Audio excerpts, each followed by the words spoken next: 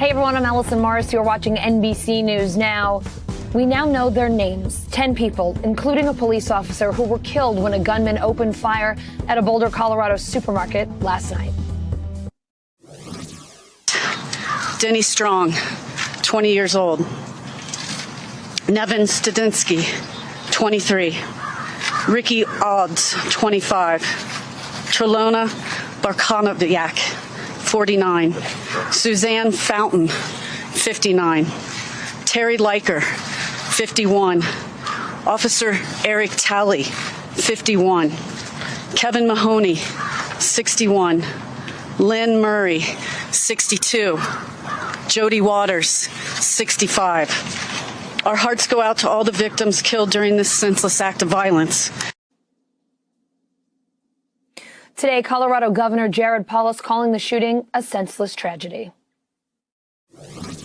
My heart aches today, and I think all of ours does, as Coloradans, as Americans, for this senseless tragedy, the loss of life, as we hear those names. Everybody, and Boulder County is a small community.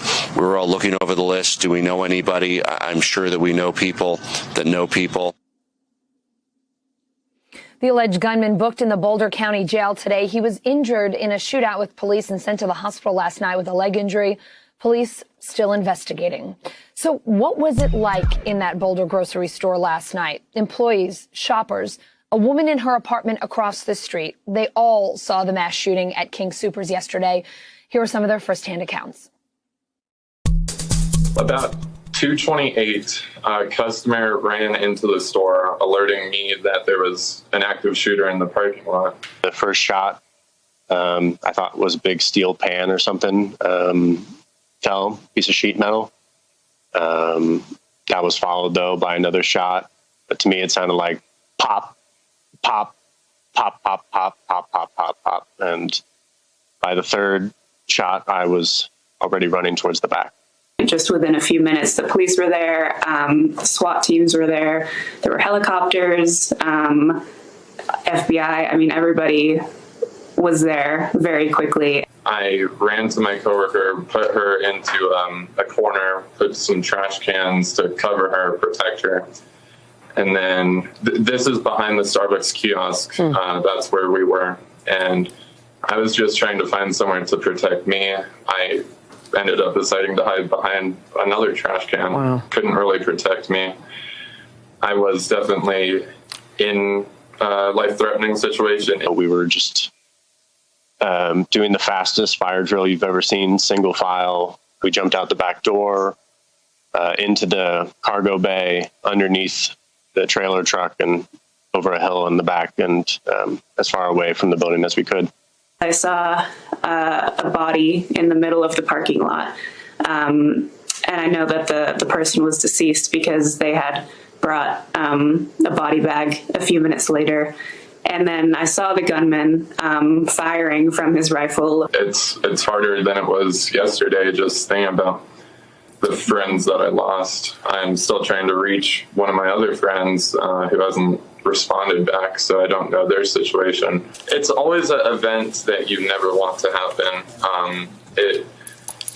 Because of the events within Colorado's history, it's been in the back of my head. I'd say, yeah, if it could happen in Boulder, it can happen absolutely anywhere. And there are common sense gun control measures that can be passed. And that's for the government to do. But every individual, I feel, has a responsibility for their own mental state, for their own well-being. NBC News correspondent Steve Patterson has more from Boulder, Colorado. Yeah, Allison, the community still reeling here after those 10 names were read early this morning at a press conference. Since then, a little bit more light has been shed on this case, but it bears repeating that the pain in this community is circulating quite dramatically. I mean, these are 10 mothers, fathers, brothers, and sisters. Everybody was attached to them. Everybody obviously had a link in this community, a very tight-knit community, Boulder.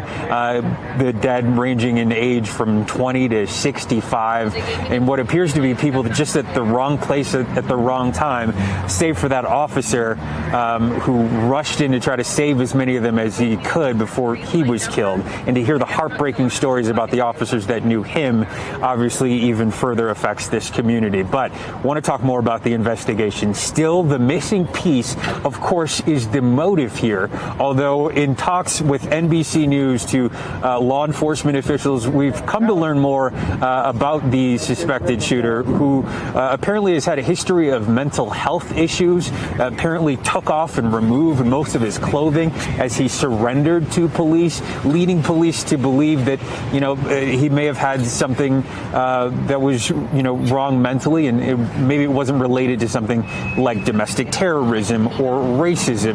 And to further lend to that fact is the fact that, local law enforcement officials are in charge of this investigation, not the ATF, not the FBI. The FBI in an assisting role, helping really bring in interviews and helping assist the local authorities. So that all lends itself to where this investigation is headed. Of course, that could all change as more interviews with this suspect are conducted and more is found out about his background, his family's background, and of course the testimony and interviews that are taken here from the scene and around the neighborhood. But at this point, the link has not been made between a domestic terrorism situation and what maybe appears to be a mental health crisis. So, obviously there's more investigating to do.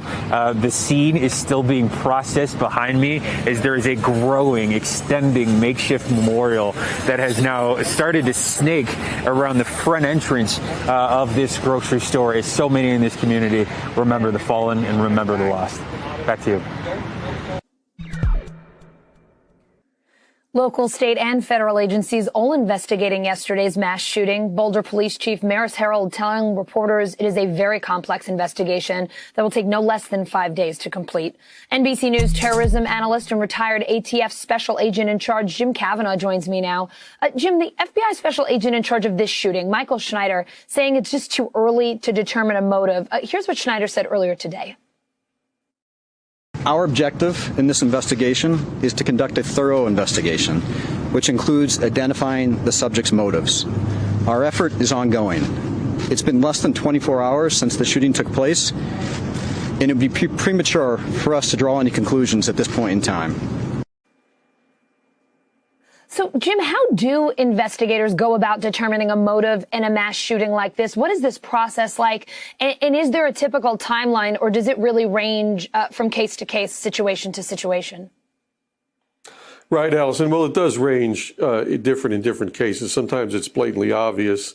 Sometimes they tell us the reason or give a message. But they're going to have to sweep all his digital devices, phone, computer, any social media. And they're going to have to do what we call a psychological autopsy, which is you go back 6 months prior to the incident on the suspect's life, and you just try to recreate his life, in facts. Mm-hmm. What did he do every day? Where did he go to work? Who did he associate with? Who did he communicate with? And you try to just make that picture all the way through until the moment when he starts the mass murder in Boulder. And you try to get a picture of who he is, what he's doing. The reason that the special agent in charge at FBI is saying that is they haven't swept his media devices. They don't know exactly what he was thinking. They don't know how he was acting. There's these reports that he might have some mental issues and he's acting erratically. And also, Allison, I read the criminal affidavit. It's not clear if Officer Talley shot this man, if a SWAT officer shot him, or if I would posit that he may have very well shot himself accidentally. He's not very adept at using these weapons. He only had one of them a week. His girlfriend said he had the bullet jammed in it last week. He couldn't get it out. I don't think he's very adept at handling them. He might have shot himself in the thigh and was bleeding profusely and took his clothes off and then sought help from the SWAT operators. So we don't have the answer. Officer Talley could have shot him, another patrol officer, or SWAT, or accidentally himself. All of those are possible. Jim, how helpful is it here that he is still alive? I mean, both of the suspects in this case, in the Atlanta shooting last week, are alive. Oftentimes in situations like this, the shooter may take their own life, and then you can't ask them directly. Is how helpful they are dependent on how cooperative they are with authorities?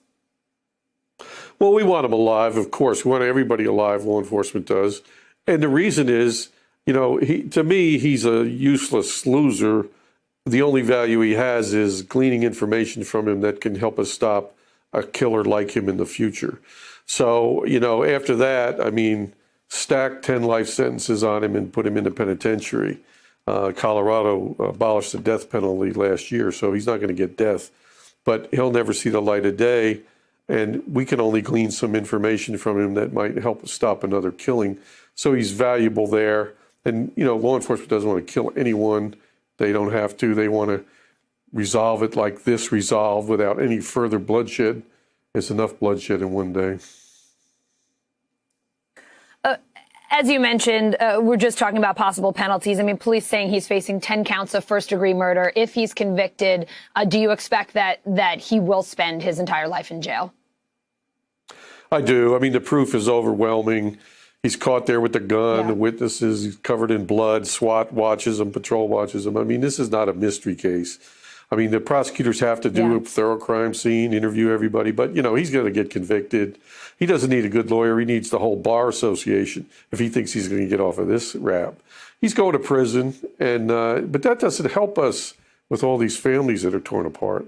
So that's where we need the legislatures to do something for us additionally, you know, in gun laws and mental health laws and, you know, to help with the community at large. You bring this issue up. This is the second mass shooting in our country in a week. Every time this happens, we talk about gun reform, but we don't see a whole lot change. What would you like to see lawmakers do? What kinds of reforms do you think could have maybe helped prevent something like this? Right. Well, quit letting these politicians spin you into Groundhog Day, saying it's too early to do it. You don't need to do it. Gun laws don't work. Gun laws do work. We stop lots of killers every year with good gun legislation. Not every gun law works against every killing, but there's got to be roadblocks and tripwires and ways that killers trip up. And a lot of ways that happens is through good gun legislation. And it can happen. There's a background check bill in the House. There's talk of an assault weapons ban. We had for 10 years. And the most effective part of that was the magazine capacity. And they don't need to do it like they did it before because the manufacturers just worked around it. So they need to do it smarter if they're going to do something. And there's not going to be any gun confiscation. And we're not going to get rid of mass shootings, Allison, because we've got 350 million guns in circulation already. And we're not going to be taking anybody's guns away.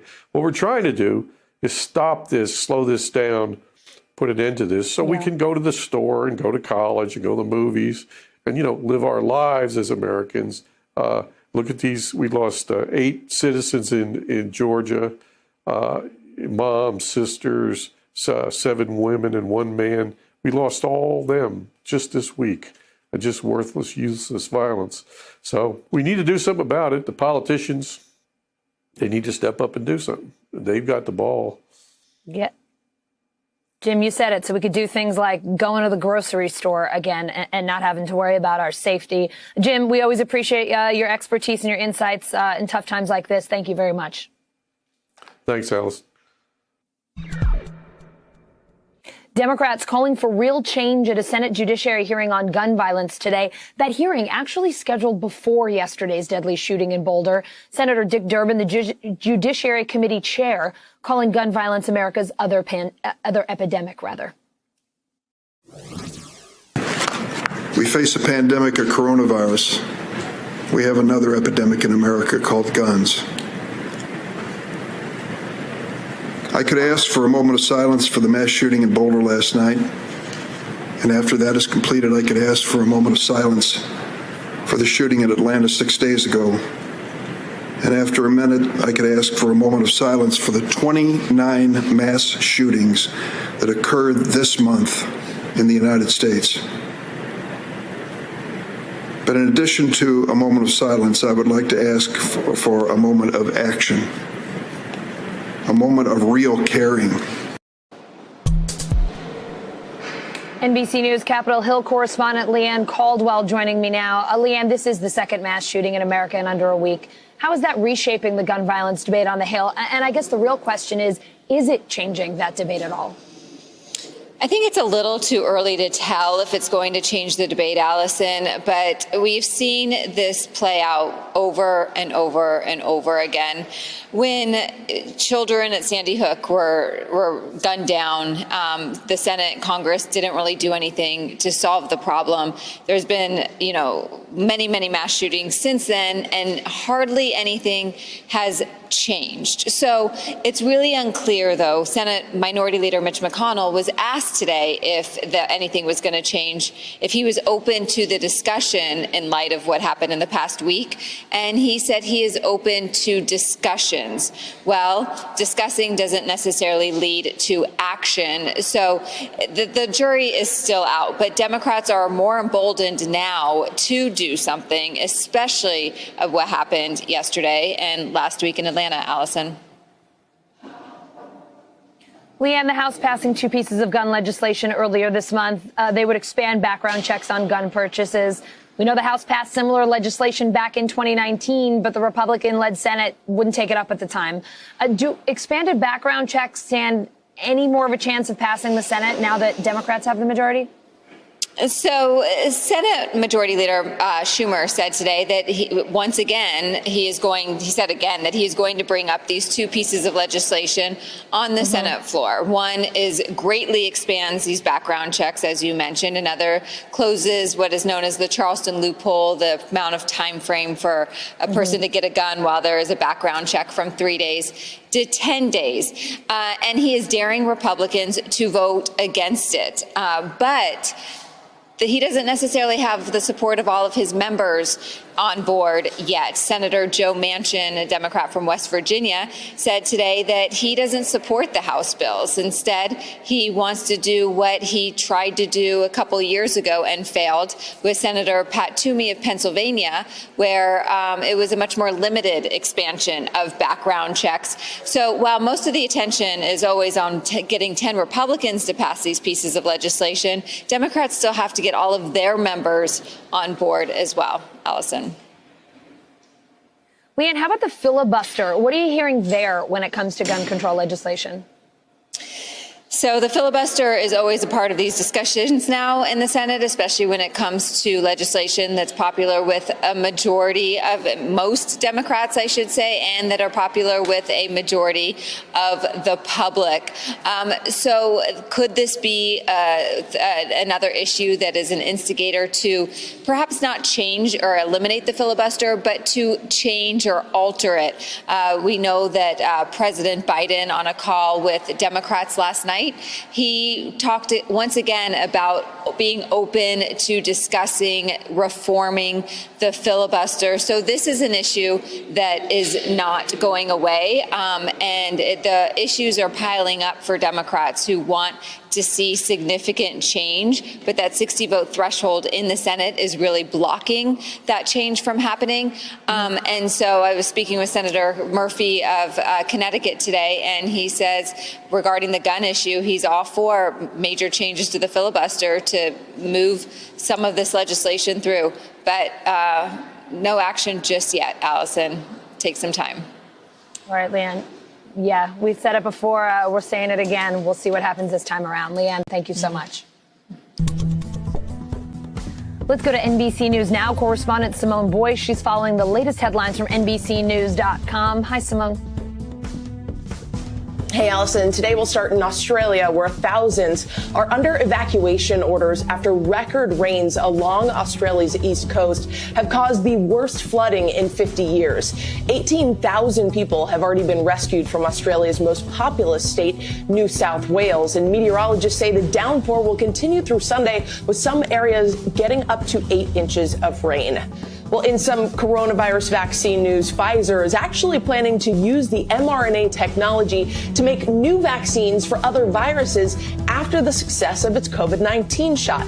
That's according to the Wall Street Journal. Pfizer's CEO did not say which viruses the company plans to focus on, but hopes the technology could also be used to improve existing vaccines that cause bad side effects or have limited protection.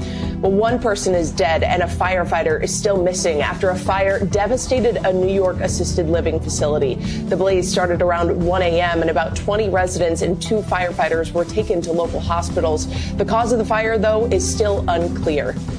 And another round of $1,400 stimulus checks are heading out tomorrow. The IRS didn't say how many checks are going out, but the first round of about 90 million payments totaling more than $242 billion. Now, people who don't get payments by direct deposit should be on the lookout for mailed checks or debit cards in the coming weeks. And movie theater chain Regal Cinemas will be reopening 500 locations next month. That's just in time for the release of the Warner Brothers movie Godzilla vs. Kong. Now, Cineworld, who owns Regal, added they now have a multi-year deal with Warner Brothers, allowing them to show their films in U.S. theaters exclusively for 45 days. So some good news for fans of the DC cinematic universe there. Allison, I'll send it back your way.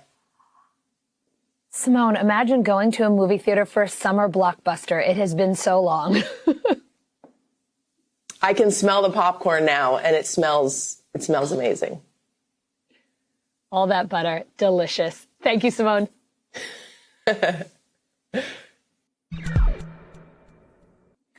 We're getting a first look inside the temporary facilities processing migrant children coming to the U.S. Customs and Border Protection releasing images of the Central Processing Center in El Paso, Texas, and this video of the Donna, Texas Processing Center, considered the epicenter of overcrowding. NBC News Now correspondent Dasha Burns joins me now from Hidalgo, Texas. Dasha, tell us more about what we're seeing in those images and videos and how they compare with what you're hearing from officials and from families there. Hey, Allison. Well, a lot of what we saw is lining up with what we've been hearing here on the ground. You know, we do see children in some overcrowded conditions there, particularly in the video from Donna, Texas. They're in what looks like soft-sided plastic tent. So, look, no kids in cages in these facilities, but it does look like in those plastic partitions that there are a significant number of children there. We know that this facility is holding more kids right now than it should. We see children sleeping on mats and nylon blankets. We see kids lining up for health checks and to get food. But I'll tell you, Allison, in this 7 minutes or so of video that was released, 3 minutes from El Paso, 4 minutes from the Donna facility, we got only a few snippets of the actual living area where these children are held and where they're sleeping. And we know from our conversations with sources here that that is the majority. That's where these kids are spending the majority of their time. And much of the video shows other parts of the facilities, storage space, computers, some video of children playing outside. But we do want to see more of what those conditions are actually like. And of course, you know, we continue to ask for access inside these facilities, Allison. Yeah, Dasha, let's talk about that. Journalists still are not allowed inside these facilities. If we've been reporting the Biden administration giving Border Patrol agents an unofficial gag order. So why were these photos, these videos released now? Are you getting any better understanding of what's going on there? Not clear exactly why the timing and, you know, they're not commenting on the timing piece of this. But we do know that yesterday, Congressman Henry Cuellar did release photos from inside of that facility. And we know the pressure has been mounting on the administration to be more transparent on this. And look, this is one step towards that transparency. But what we really need is access inside, Allison, but because what we can't tell from these videos is what the actual mood is of these children. What state are they in emotionally? That is something that you have to see to really understand, and for us as journalists to be able to paint that picture for the American public. Dasha, you were able to talk to the vice president of the National Border Patrol Council. That's the union that represents Border Patrol agents. What are they saying about this crisis? Yeah, well, as you know, Customs and Border Protection has not been granting interviews. So we talked to Chris Cabrera, who is a part of the union and also an active agent himself. And he tells me that he feels like he and his fellow agents, that they were not prepared to handle a humanitarian crisis of this nature, especially not one involving kids. We know these are not facilities that are meant for children. They're especially not meant to hold them for a significant amount of time. I want you to take a listen to just a little bit of our conversation. You know, I don't think anything about our job is equipped. You know, I mean, we're Border Patrol agents. We're not daycare. So that's not what we're designed for. We adapt to it. We do the best we can. A lot of agents will bring in toys or coloring books. That way, when they have these kids in front of them, they can at least give them something to do. But the agency as a whole is not designed for this.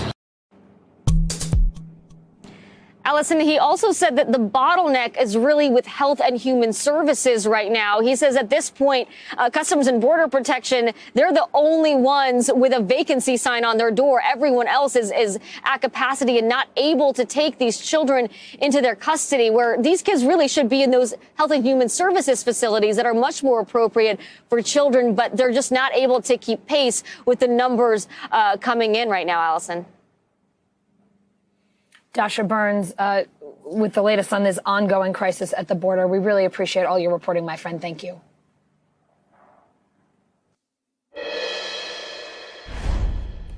President Biden lowering White House flags to half staff for the second time in a week, this time to honor the victims of the Boulder shooting. The president also calling on Congress to pass common sense gun legislation.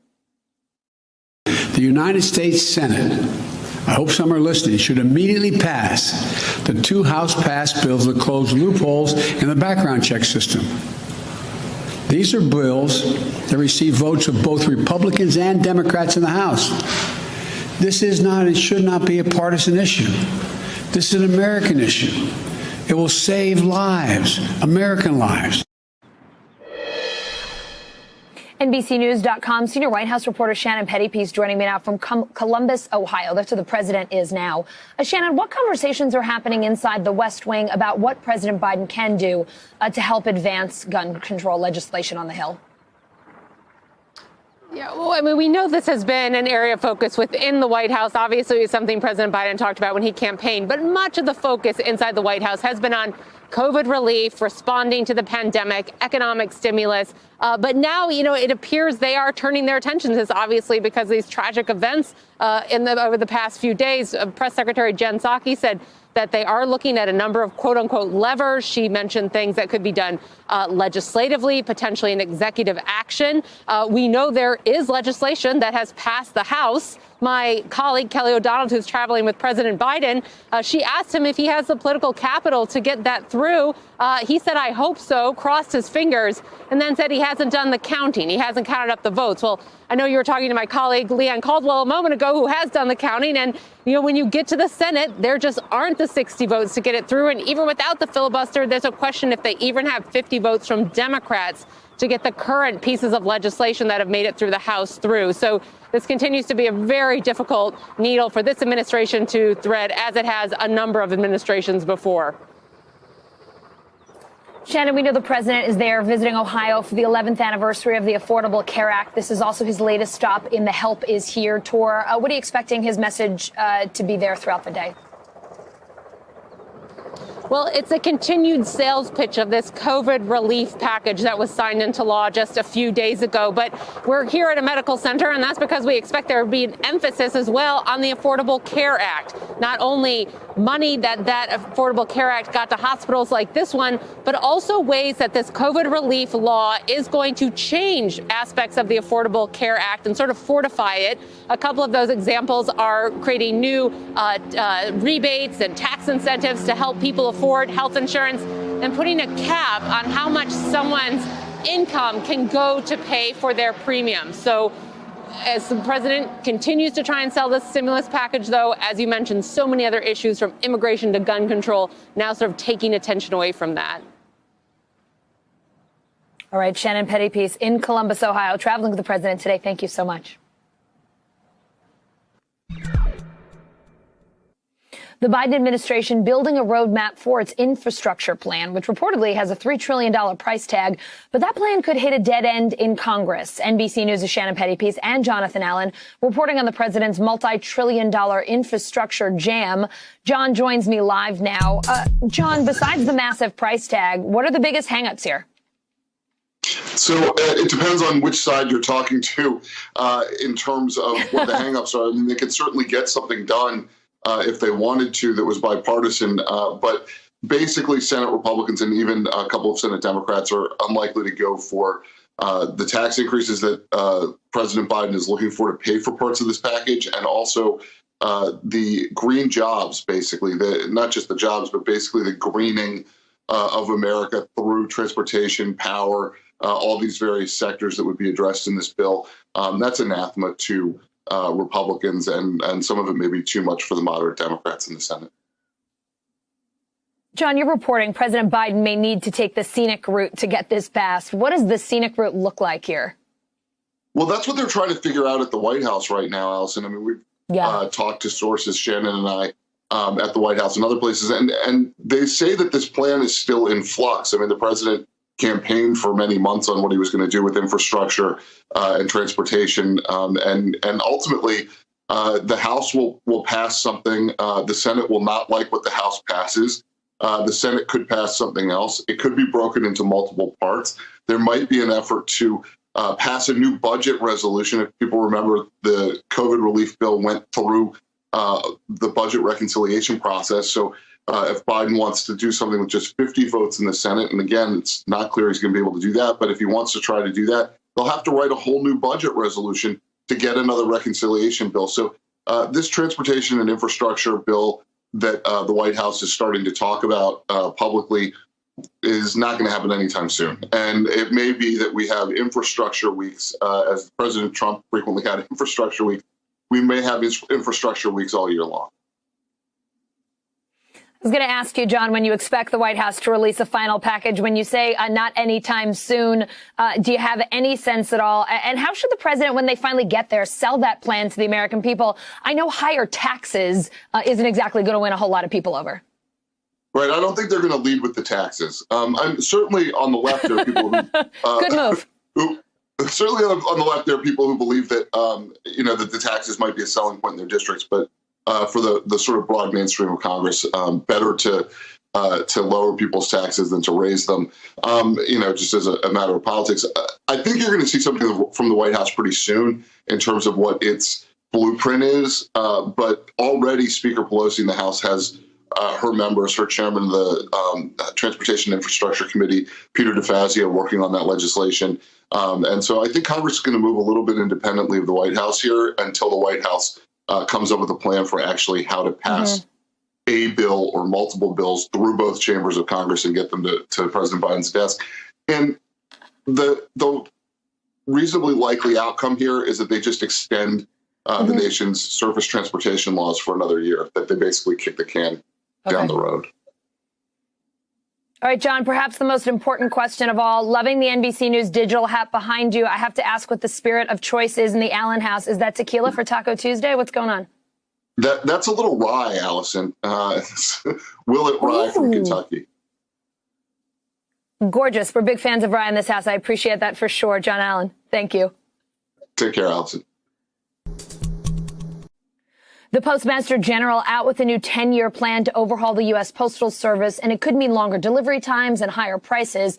On the list of changes, some first-class mail will now be traveling by ground instead of plane. Mail and package prices are going up. No word yet on how much. And some post office hours will be reduced. NBC News reporter Julie Sirkin joins me now from Capitol Hill.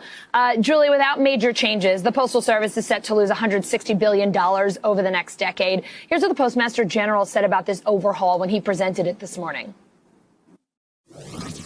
Contributors throughout the Postal Service management structure began an 8-month journey of identifying and analyzing every aspect of our organization. We reviewed or developed hundreds of concepts and initiatives for consideration during this period, leading to the recommendations for our future contained in this plan. So, Julie, as someone who is a frequent letter writer, purchaser of stamps and visitor of the post office, concerned here, what else will change in this plan? What should we know? Yeah, well, your concern is not alone. You know, for all of us who are pretty tired of the delays that have been going on for months now with the Postal Service since COVID really hit over a year, almost a year ago, should I say, these delays are just going to get worse. This is something that Postmaster DeJoy promised essentially to Congress a month ago when he testified. He said, listen, these delays will get worse with our plan, and it's because they're cutting a lot of money. They're cutting the $160 billion, as you mentioned, and the number one thing that Americans should be concerned about is that that, yes, their packages, their mail, it's going to be delayed. And speaking of first-class mail in specific, that's going to be delayed because it is moving off of planes and 2 trucks for the most part, and that's a big reason as to why the mail delivery is going to slow down. But as you said, it's something that they need to do. And another thing that's really important is that people in rural communities are going to see mail delays in particular, and there's going to be a reduction of hours in most postal shops around your area. You know, if you go to the postal shop after work, you might not be able to access it as late as you used to be, which is going to lead to a lot of problems around the country. The reduction of hours, the delays in the mail is something that's just going to keep getting worse and worse with these operational changes that DeJoy said need to happen in order to save the USPS essentially over this 10-year period. Julie, it's not all cutbacks, though. We're also looking at a $40 billion in investment here. Where will that money go, and where is service actually expanding?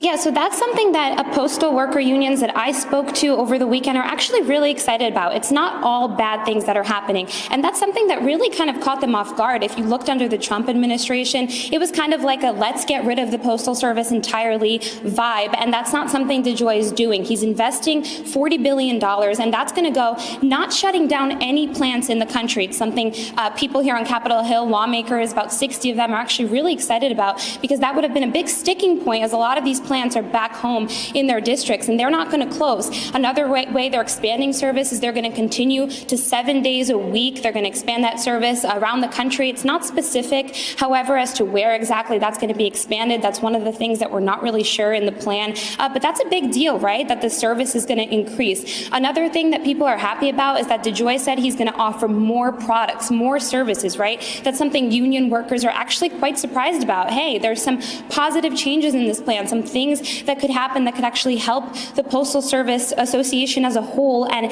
kind of modernize it over this 10-year period. And so that's one of the things that we're looking at. They're going to offer these services to private corporations and public to kind of drive up the competitiveness of the industry. And that's something that we're also keeping an eye on as the delays continue with this plan in effect.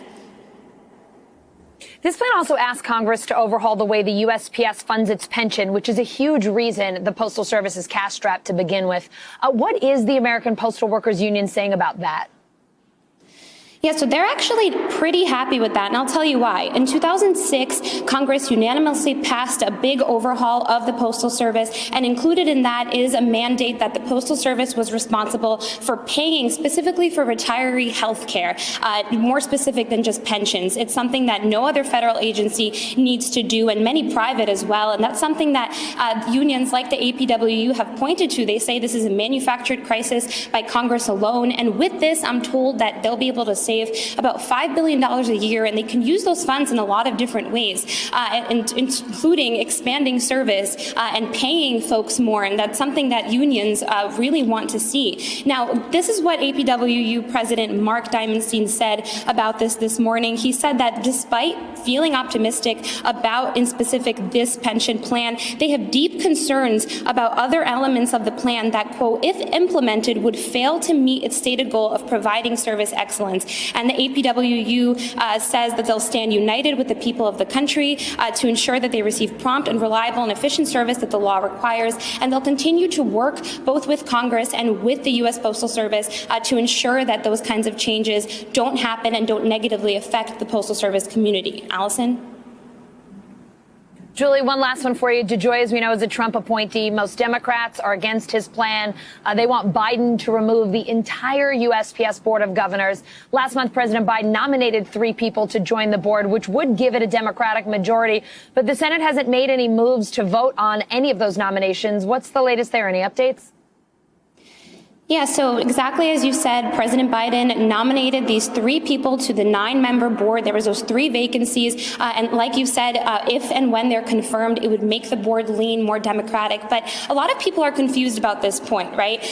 The Postmaster General is not fired, should I say, by the president. So when President Biden was sworn in, it doesn't mean that DeJoy, goes with Trump, the former president. It means that he's still in charge of this board. And until the Postal Board of Governors votes him out or fires advise him. He's not going to go anywhere. And he said just that at the hearing a month ago, and it's pretty clear. So Biden sent over these names, the White House sent over these names just last week, I'm told, to the relevant Senate committee that has jurisdiction over these nominees to the Postal Board, the Homeland Security Committee. And I'm told that because they were just sent over, they're waiting on a bunch of paperwork. And so the Senate leaves on Thursday, and we don't expect any of these hearings in that committee to start until mid-April. After that, they have to get votes in the committee before they're sent to the full Senate for its consideration, and Biden can officially put those folks in on the board. And so if and only if and when that happens, that's when DeJoy's job would actually be in jeopardy. And as my colleague Jeff Bennett reported earlier, that means that this 10-year plan that DeJoy wants is probably going to go into effect while he's still on the board. And like I said, he told members of Congress last month, hey, I'm not going anywhere anytime soon. Allison. All right, Julie, thank you so much. March Madness definitely living up to its name with 3 big upsets in the second day of the women's tournament. Over on the men's side, we are down to the Sweet 16. Here's NBC News correspondent Morgan Chesky. Yeah, Allison, good afternoon. You know, everybody loves a good Cinderella story, but this year's tournament, both men's and women's, it is turning out to be an embarrassment of riches. Small schools proving they more than have what it takes to hang with those big names. And right now, they're still dancing. March Madness, a book full of Cinderella stories.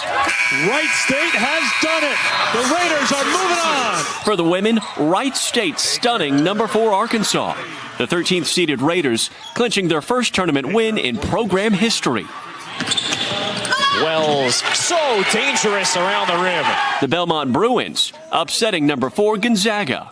Belmont sharp as ever after COVID tests sidelined the team for nearly a month. Bartley rips it away, score it, and one. On the men's side, number 1 seeds Gonzaga and Michigan powering to wins Monday, as Alabama and Florida State cruise into the Sweet 16.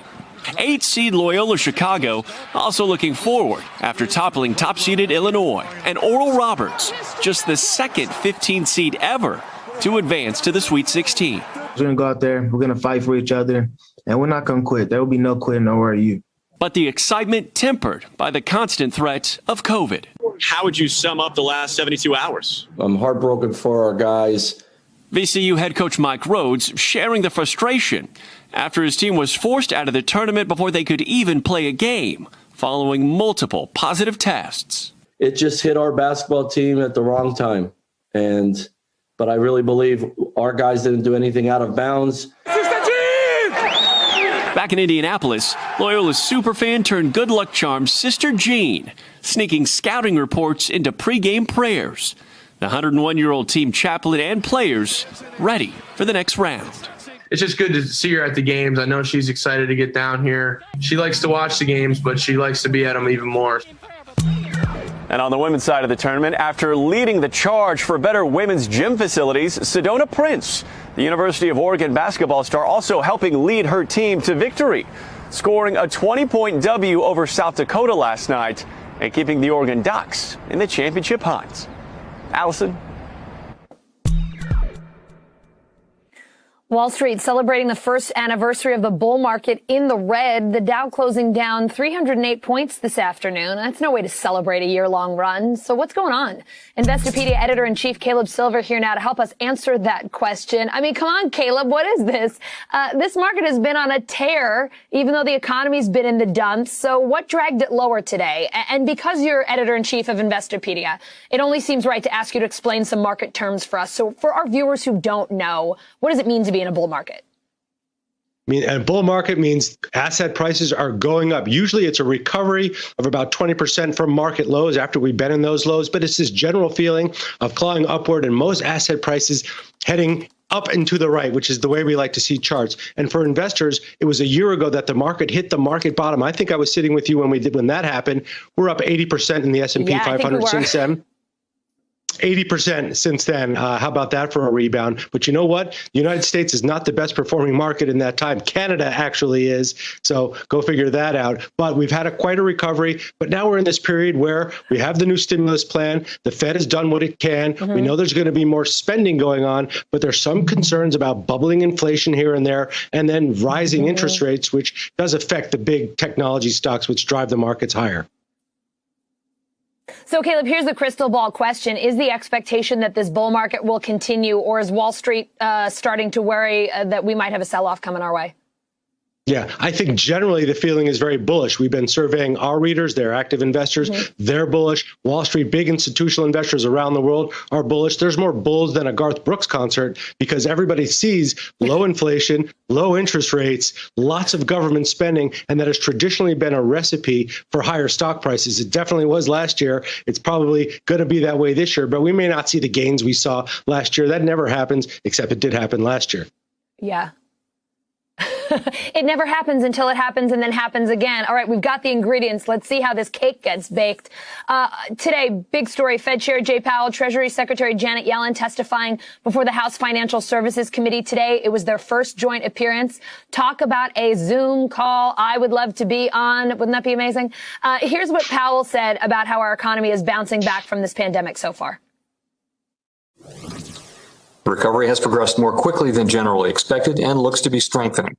But the recovery is far from complete. So at the Fed, we will continue to provide the economy the support that it needs for as long as it takes. So, Caleb, in simplest terms, that means to me, don't expect interest rates to go up anytime soon. But what else can the Fed do to help here? And what else did you take away from their testimony today? So same old message from the Fed that they've been talking about all year. And what the key thing that the Fed has done, besides keep those interest rates at or near zero, which does spur borrowing, is it's been buying government bonds, $120 billion worth a month, basically laying a safety net under the bond market and therefore the equity market, making sure that there's always a buyer of government bonds, because we need to keep issuing bonds to pay for all the spending, but also so many things are based off of investors holding government bonds. That's the stability that the Fed's been talking about. As soon as it changes that up, that's going to set off what happened in 2013, which is called a taper tantrum. Remember, 2008, 2009, the Fed did something very similar. It lowered interest rates and it bought government bonds and mortgage-backed securities. That stabilized the economy. They've been doing that. They learned their lesson in 2020. They've been doing that. As soon as it stops, that's when investors are really going to start to freak out, or it starts to raise interest rates. But it's told us specifically it won't start to do that until 2023. So we kind of know when that's going to happen. Caleb, people have started getting their stimulus checks. If they haven't, they're on the way. The National Retail Federation is expecting retail sales to go up over 8% compared to last year. Is the expectation from economists that people will largely spend those checks and boost the economy? What are they thinking? And are retailers ready to handle shoppers again after the slowdown last year? I mean, I'm sure they'd love to see it, but what are some of the challenges here? You know, if people start running out to stores, spending again, doing all those things that maybe we haven't really been doing like we used to.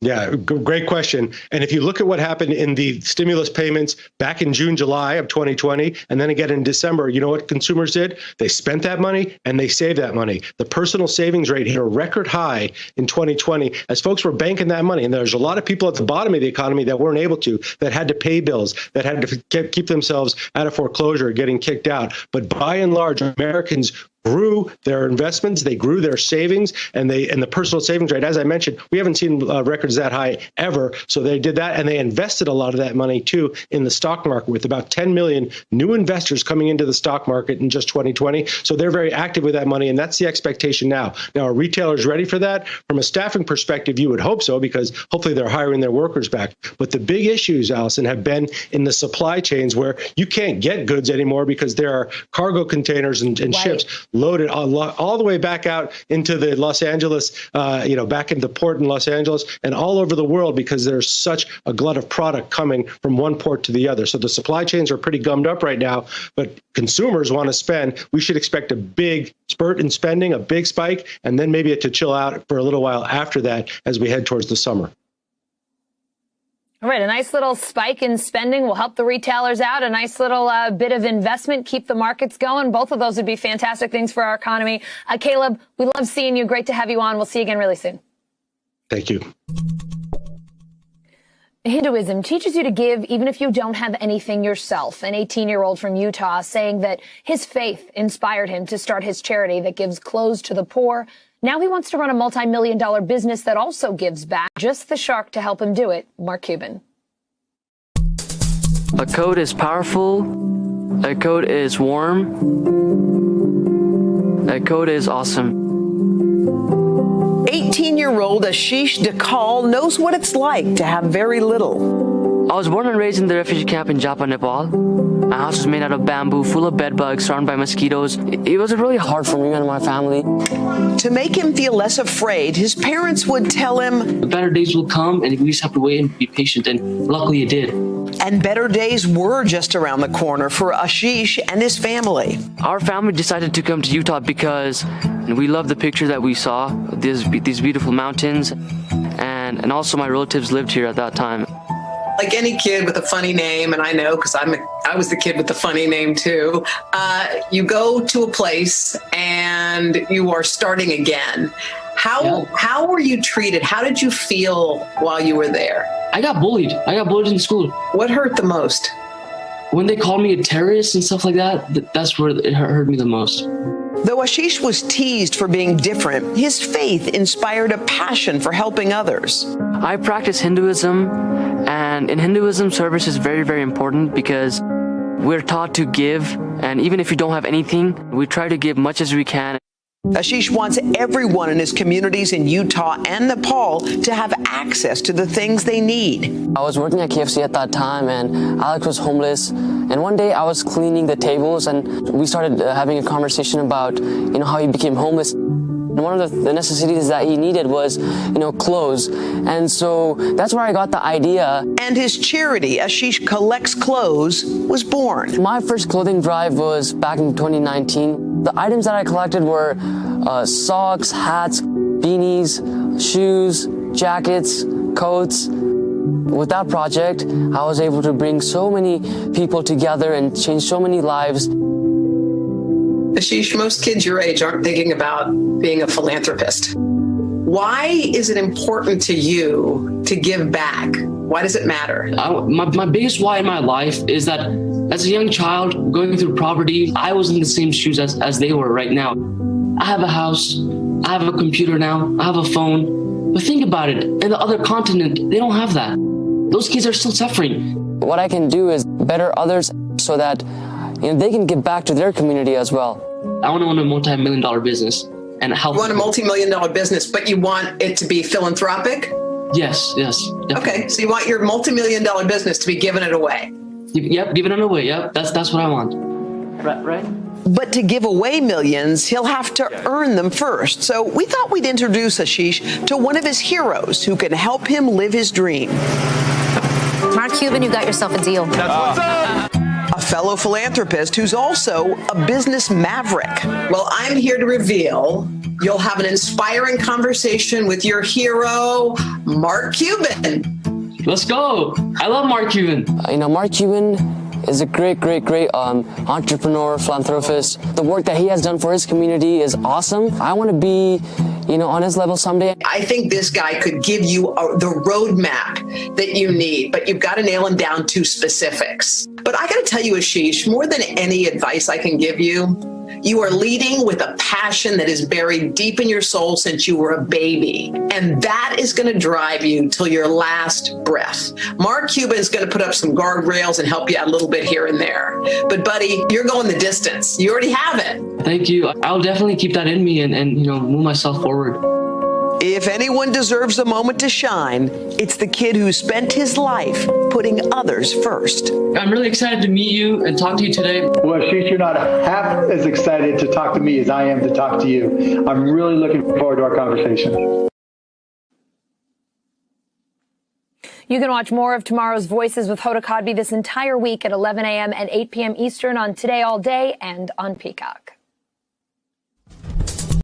Hey, NBC News viewers, thanks for checking out our YouTube channel. Subscribe by clicking on that button down here and click on any of the videos over here to watch the latest interviews, show highlights, and digital exclusives.